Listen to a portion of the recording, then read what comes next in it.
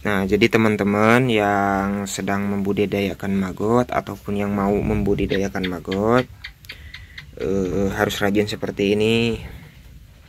Sore hari atau malam hari itu mengambil telur karena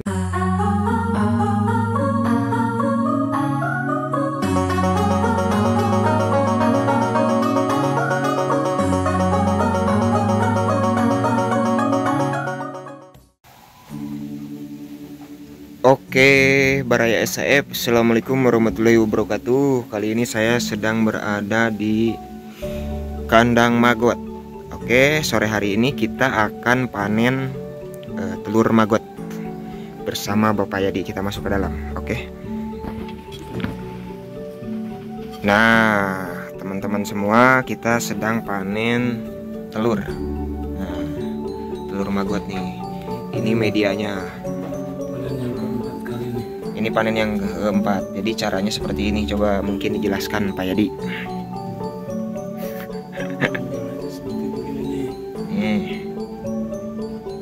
Sedikit dikumpulin ya. Tuh. Bisa bisa 20 gram hari ini. 20 gram. Oke, mantap, 20 gram. Jadi itu seperti ini caranya. Pakai pisau atau enggak silep bisa ya. Diserut ke bawah dan dikumpulkan. Kita pakai daun aja yang simple dan murah. Ini cara panen telur maggot nih. Maggotnya udah mulai bertelur semua nih, pada nempel nih.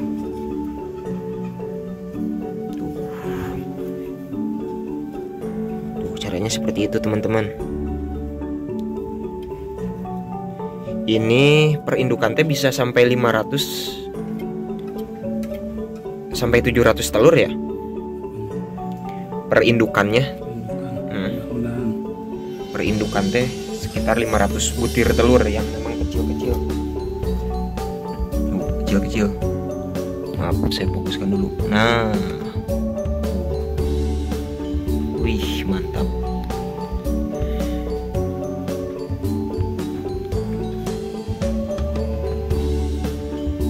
Nah, ini pupa tuh. Mereka itu udah diam.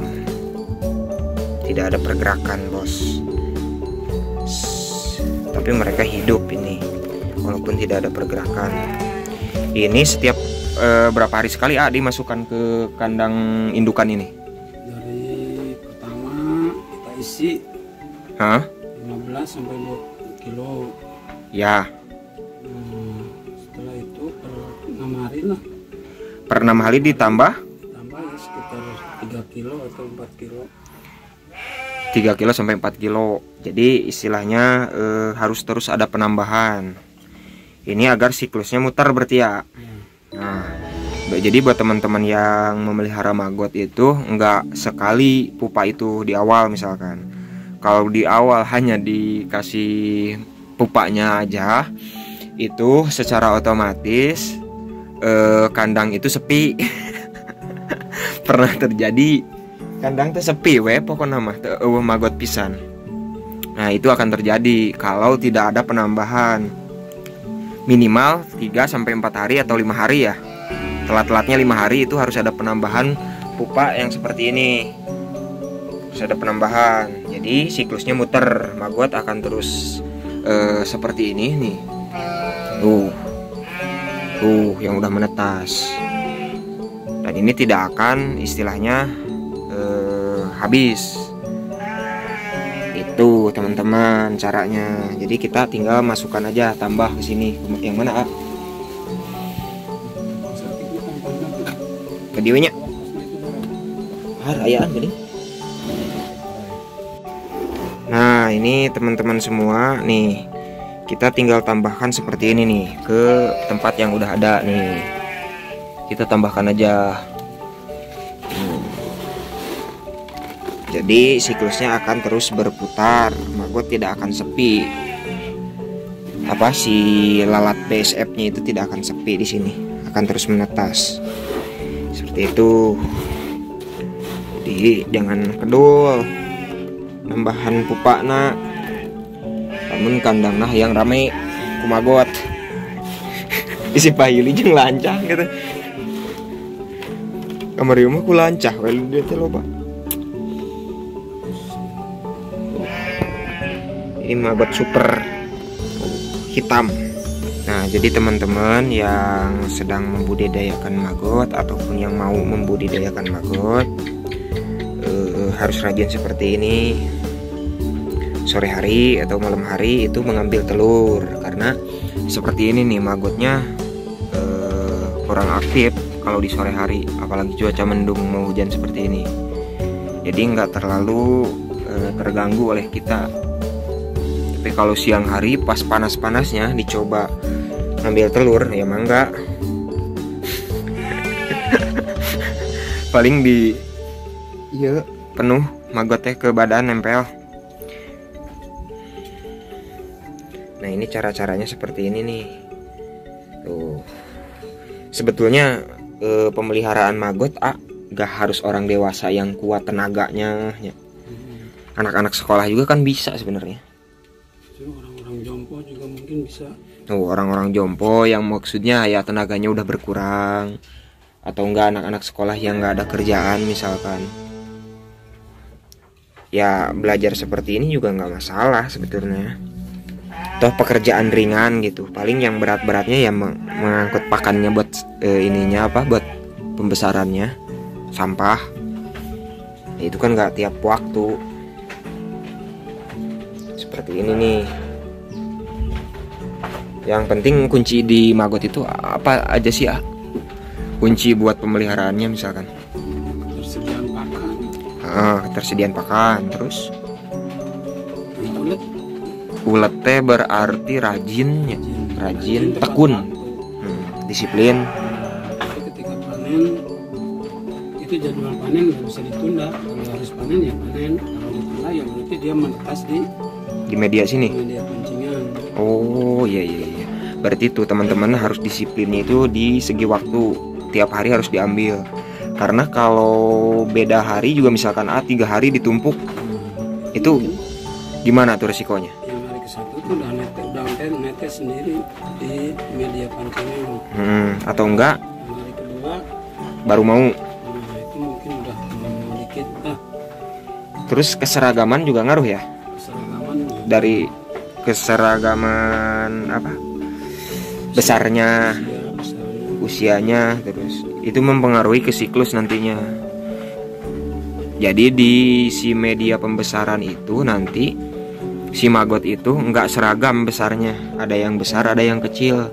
Itu berpengaruh dari panen yang ditunda-tunda, misalkan males hari ini, atau enggak jalan-jalan dulu sama bininya, lupa sama magot.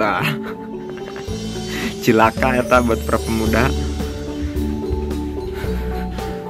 Jadi harus disiplin waktu, tekun, rajin. Tuh, kalau sudah dipanen seperti ini, si media pancingannya yang dari kayu ini ditumpuk lagi untuk besok si magot-magot yang belum bertelur juga akan bertelur. Usia magot itu 7 hari ya. Jadi more information buat teman-teman semua. Rata-rata magot ini yang indukan seperti ini nih, lalat BSF-nya itu hidupnya sekitar 7 hari. Setelah menetas di sini itu mereka itu akan meninggalkan dunia yang fana ini. Mereka itu mati. Jadi ya makanya ada yang namanya siklus penambahan pupa. Jadi nggak seperti ayam, kalau nggak disembelih misalkan ayam itu masih hidup, bertelur beberapa kali pun. Tapi kalau magot itu akhirnya 7 hari. Bayangkan oleh teman-teman semua lah. Jadi setelah menetas, setelah bertelur dia mati. Tinggal nunggu hitungan jam mati. Mati. Yang jantan setelah kawin mati. Nah, yang jantan setelah kawin mati. Tuh, yang jantan setelah kawin mati. Nah, seperti ini. Tuh. Ini kan udah ada yang mati. Nih. Ada yang lagi sekarat. Jadi mereka itu setelah membuahi betinanya itu pada mati tuh di bawah. Nah, si betinanya setelah bertelur seperti ini nih, nempel-nempel seperti ini, mereka juga akan mati. Jadi yaitu kawin sekali seumur hidup. Dan kita pun harus menyiapkan lagi indukan yang baru dengan cara penambahan tadi. Nah itu. Oh iya, nutup. Nah ini ditutup seperti ini teman-teman, biar agak gelap. Jadi si magotnya juga akan cepat proses perkembangannya. Ini media juga sebetulnya kita juga pakai alat-alat yang sederhana nih. Ini tempat media pancingannya juga dari kaleng cat bekas. Terus ini kayu-kayu yang upkir kita manfaatkan, diserut sekitar berapa senti ya, 3 senti ya. Bedar ininya tebalnya, panjangnya sekitar ada 20 sentian. Nah, ini sebagai media-media untuk bertelurnya di sini. Jadi nggak menggunakan barang-barang yang mewah, maksudnya mewah harus dibeli ya. Kalau memang ada, ya manfaatkanlah yang ada. Jadi terkadang kan teman-teman itu pengennya mewah dulu, bagus, keren. Kalau memang ada biayanya sih yang masalah. Cuman kalau memang tidak ada biaya pengurusan magot ini, yes, sudahlah pakai apa media yang ada gitu. Bisa dikembangkan dengan cara beternak. Ya. Atau untuk pendaur ulangan sampah. Bedanya apa tuh, Pak? Bedanya mungkin kalau pendaur ulangan sampah yang mungkin bisa bekerjasama dengan dinas-dinas. Atau enggak tempat-tempat yang memang menghasilkan sampah yang begitu banyak seperti pasar misalnya. Misalnya ternak, ya kita bisa menggunakan bahan makannya itu yang ada di sekitar kita aja. Buah-buah busuk, sampah-sampah dapur Bisa dimanfaatkan ya. bisa dimanfaatkan. Tuh, jadi pemeliharaan maggot ini bukan hanya sebagai ternak aja, tapi segi lingkungan juga sangat luar biasa, mengatasi bertumpuknya sampah organik. Intinya sih bisa dipakai ya membantu program pemerintah lah dengan lingkungan hidupnya. Dibantuan maggot coba. Terus selain pengolahan sampah juga menghasilkan dari medianya itu bisa dijadikan pupuk kan ya, kasgotnya. Jadi sebenarnya ini pakai sistem zero waste itu mantep, Pak. Jadi sistem zero waste itu kan intinya yang secara sederhananya ya tidak ada limbah dalam dunia peternakan. Itu titik-titik poinnya. Walaupun penjabaran secara ilmiahnya deskripsinya panjang lah, ribet gitu. Tapi intinya ya sampah yang ada di daur ulang dimanfaatkan untuk komoditas yang lain. Jadi berkesinambungan. Maggot ini bisa digunakan pakan ternak. Tahu. Pakan ternak, pakan ikan,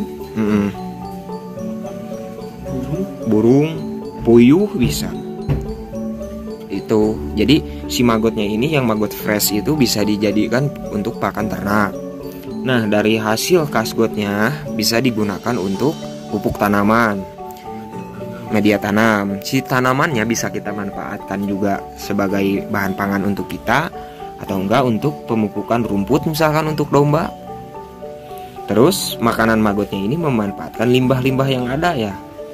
Yaitu kan sistem zero waste juga, berkesinambungan. Kalau misalnya surplusnya udah banyak, ya bisa dibikin ekonomi rumahan. Tuh, luar biasa. Terus juga beternak ayam atau puyuh bisa di atasnya ya. Si kotorannya jatuh ke maggot jadi makanan maggot. Ayam dan puyuh misalkan dikasih makan maggot, jadi berputar. Itu teman-teman Baraya SHF. Jadi poin intinya tadi kata Ayadi juga ada telaten, rajin, disiplin, dan yang paling penting adalah mau atau enggak untuk mencobanya. Jangan sampai berpikir wah maggot itu belatung, kotor. Ya kalau manajemen kitanya bersih. Menurut berita dari Dinas Kesehatan, Ya. maggot itu tidak mendatangkan penyakit dan tidak membawa penyakit. dan tidak menularkan penyakit. Membuat kelebihannya manggot. Iya. BASF ini Tinggal mungkin disiplinnya kita, jangan sampai sembarangan sampah dimasukkan. Itu mungkin ya. cara makan semaunya. Semaunya misalkan ada maggot ini makan bangke nih. Bangke apa aja dimasukin. Ya iyalah, itu menimbulkan penyakit. Jadi konteksnya harus berpikir lebih jernih lagi lah, walaupun sampah ya. Jangan sampai sembarangan mungkin gitu ya. Peduli lingkungan. Nah ini di sore hari seperti ini tuh udah panen banyak tuh, kan luar biasa. Dari sini cuman ada 2 aja tuh, baru 2 itu. Jadi teman-teman semua yang mau mencoba memelihara maggot, teknik pemanenannya bisa sore hari atau malam hari dengan cara diserut pakai pisau yang tajam, runcing ujungnya ya, biar maggotnya si telurnya nggak rusak, atau enggak pakai silet yang tajam-tajam seperti itu tuh. Nah di media yang seperti ini, mengapa harus sore hari atau malam hari? Karena si maggot-maggot ini kurang aktif kalau di sore dan malam hari, lebih bagus di malam hari. Nah itu. Jadi selamat mencoba, jangan bosan-bosan untuk belajar beternak, karena itu adalah inovasi pangan. Dan maggot ini sebagai, kalau disebutnya itu adalah satwa harapan yang memang menunjang ke industri peternakan yang lebih besar lagi. Bahkan dijadikan industri peternakan pun sangat menjanjikan kalau pengelolaannya secara industri mungkin ya. Seperti itu. Berprotein tinggi untuk pakan ternak, untuk pengolahan limbah, dan juga memangkas biaya pakan dalam dunia peternakan. Itu sangat penting karena 70% di dalam peternakan adalah kebutuhannya pangan. Itu yang harus diatasi. Jadi alternatifnya adalah salah satunya maggot BASF ini. Gitu teman-teman. Oke, hatur nuhun vlog kali ini. Kalau ada yang mau tanya-tanya, bisa kontak langsung ke media sosial Sinar Harapan Farm ataupun kontak version yang sudah ada, atau enggak berkunjung langsung ke farm kita di Kampung Cirambutan, Desa Panumbangan, Kecamatan Jambang Tengah. Bisa sharing langsung bersama Bapak Yadi ataupun dengan pengurus SHF lainnya. Kita stay di lokasi dari pagi sampai jam 5 sore, tapi dari pagi sampai jam asar itu tidak bisa diganggu karena banyak pekerjaan. Jadi bisanya di sore hari aja, oke? Jangan sampai mengganggu pekerjaan kita juga. Jangan sampai mengganggu pekerjaan Anda. Itu yang paling penting. Kita simbiosis mutualisme. Kumaha? Atur nuhun. Ya, siap. Ini panennya lumayan banyak tuh. Ayadi sangat senang hari ini. Walaupun tiap hari juga dia mah senang lah.